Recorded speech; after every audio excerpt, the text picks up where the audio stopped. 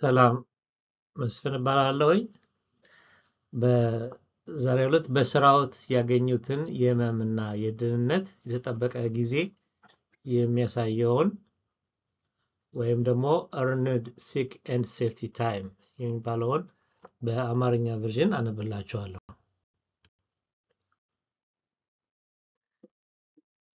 ESST ምንድን ነው? የታመመ እና ደህንነቱ የተጠበቀ ጊዜ የሚከፈልበት የእረፍት ጊዜ አሰሪዎች በሚኔሶታ ላሉ ሰራተኞች መሰጠት ያለባቸው። ይህም ሰራተኛ ሲታመም የታመመ የቤተሰብን አባልን ለመንከባከብ ወይም ሰራተኛ ወይም የቤተሰቡ አባል የቤት ውስጥ ጥቃት፣ ወሲባዊ ጥቃት ወይም ማስገደድ ከገጠመው እርዳታ ለመጠየቅ። በህጉ መሰረት ሁሉም ቀጣሪዎች ለሰራተኞቻቸው ቢያንስ ለአንድ ሰዓት የሚከፈል የእረፍት ጊዜ ከስራ እረፍት ጋር በየ30 ሰዓት ምንም ውጤት ሳይኖራቸው መስጠት አለባቸው። እንዴት ነው የምናገኘው ወይም እንዴት አገኘ ነው? ይህንን ህግ ለማጽደቅ ህብረታችን ከአጋር ድርጅቶች ጋር እና ህግ አውጪዎች ጋር በመሆን ለአመታት ታግሏል። ከገዢ ዎልዝ በህግ ፈርሞ ከጃንዋሪ 1 ጀምሮ 2024 ጀምሮ ተግባራዊ ሆኗል ማለት ነው። ስለዚህ በ2025 ምን እየተለወጠ ነው? በ2025 ምን እየተለወጠ ነው? አንድ የፒቲኦ ባንክ ላላቸው አባላት ከጃንዋሪ 1 2025 ጀምሮ አሰሪዎቹ ከተጠራቀሙ የፒቲኦ ሰዓቶች ተለይተው የተገኙ ደህንነቱ የተጠበቀ እና የህመም እረፍትን መከታተል አይችሉም። በምትኩ ሁሉም የተጠራቀሙ ፒቲኦ በህጉ ስር ይሸፈናሉ። ከህመም ለማገገም የታመመ ቤተሰብ አባልን ለመንከባከብ ወይም በቤት ውስጥ ጥቃት፣ ጾታዊ ጥቃት ወይም ማሳደድ ምክንያት የተጠራቀመውን የፒቲኦ ጊዜውን ከተጠቀሙ ይህ መቅረት በአሰሪዎች የመገኘት ፖሊሲ መሰረት ከመገኘቶ ላይ ሊቆጠር አይችልም። ለጥቅማ ጥቅም ብቁ ከሆነ የስራ ምድብ በታች ለሚሰሩ ሰራተኞች እያንዳንዱ 30 ሰዓታት በአመት እስከ 48 ሰዓታት የአንድ ሰዓት የህመምና ደህንነቱ የተጠበቀ ጊዜ ማጠራቀም ይቀጥላሉ። በህጉ መሰረት ከሚከሰቱ ክስተቶች ጥበቃ ለማግኘት ብቁ ለመሆን የሌሉበት የታመመና ደህንነቱ የተጠበቀ ጊዜ የተሸፈነ ምክንያት ለማድረግ አለበት። ታመም ያለው በማለት መግባት አልችልም ከማለት ይልቅ ታመም ያለው በማለት የተለየ የእረፍት ጊዜና የታመሙ ባንኮች ላላቸው አባላት ከጃንዋሪ 1 2025 ጀምሮ ሁሉም የተጠራቀሙ የህመም ሰዓቶች በህጉ ስር ይሸፈናሉ።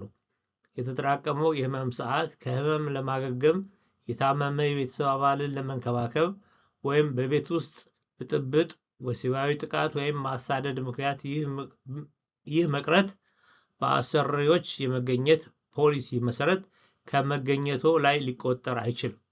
ለጥቅማ ጥቅም ብቁ የሆኑ የስራ መደብ በታች ለሚሰሩ ሰራተኞችና ለእያንዳንዱ 30 ሰዓታት በአመት እስከ 48 ሰዓታት የአንድ ሰዓት የህመምና ደህንነቱ የተጠበቀ ጊዜ ማጠራቀም ይችላሉ። በማጠራቀም ይቀጥላሉ። በህጉ መሰረት ከሚከሰቱ ክስተቶች ጥበቃ ለማግኘት ብቁ ለመሆን የሌሉበት የታመመ እና ደህንነቱ የተጠበቀ ጊዜ የተሸፈነ ምክንያት ሪፖርት ማድረግ አለበት። ታመም ያለው በማለት መግባት አልችልም ከማለት ይልቅ ምን ጥቅም ላይ ሊውል ይችላል?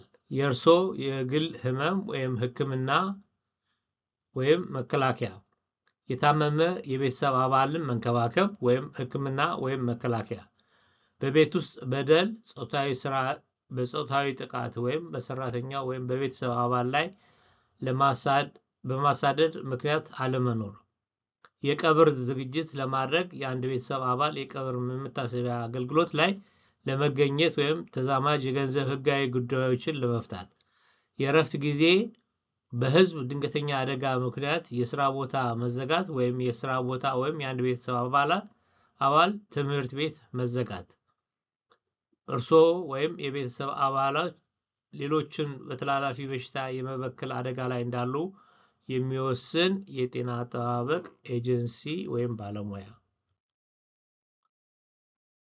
ማን ነው የቤተሰብ አባል ተደርጎ የሚወሰደው ልጅ ማደጎ ልጅን ጨምሮ አዋቂ ልጅ ህጋዊ ክፍል ሰራተኛ ህጋዊ ሞግዚት የሆነበት ልጅ ባለትዳሮች ወይም የተመዘገቡ የቤት ውስጥ አጋር ወንድ ወይም እህት የእንጀራ ወይም አሳዳጊ ወንድም ወይም እህት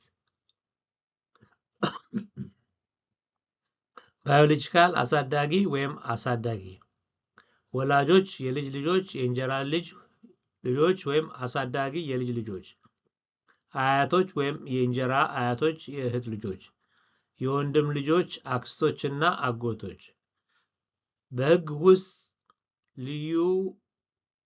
ውስጥ ልጅ ወይም ወንድም ወይም እህት የሰራተኛ የትዳር ጓደኛ ወይም የተመዘገበ የቤት ውስጥ አጋር ካለ የተዘረዘሩት ማንኛውም የቤተሰብ አባላት ግንኙነት በደም የተዛመደ ወይም ከሰራተኛ ጋር ያለው የቅርብ ግንኙነት ከቤተሰብ ጋር የሚመጣጠን ሌላ ማንኛውም ግለሰብ አንድ ሌላ ግለሰብ በየዓመቱ በሰራተኛ የሚመደብ ስለ ሰነዱስ ቀጣሪ ሰራተኛው ለኢኤስኤስቲ አጠቃቀም ምክንያታዊ ሰነዶችን እንዲያቀርብ ሊጠይቅ የሚችለው ከ3 ተከታታይ የሥራ ቀናት በላይ የኢኤስኤስቲ ስራ ላይ ሲውል ብቻ ነው ሰራተኛው የተጠየቀውን ሰነድ ማስያዝ ካልቻለ በአብዛኞቹ ሁኔታዎች ሰራተኛው ኢኤስኤስቲን ለብቁነት ዓላማ እየተጠቀመበት መሆኑን የሚያመለክት የጽሑፍ መግለጫ ለአሰሪው ሊያቀርብ ይችላል ይህ ጽሑፍ መግለጫው በሰራተኛው የመጀመሪያ ቋንቋ ሊጻፍ ይችላል እና ኖታራይዝድ ወይም በማንኛውም የተለየ ቅርጸት አያስፈልገውም ይህ ማለት ከ3 ተከታታይ ቀናት በላይ ኢኤስኤስቲን ለመጠቀም የራሱ ማስታወሻ ማቅረብ ይችላሉ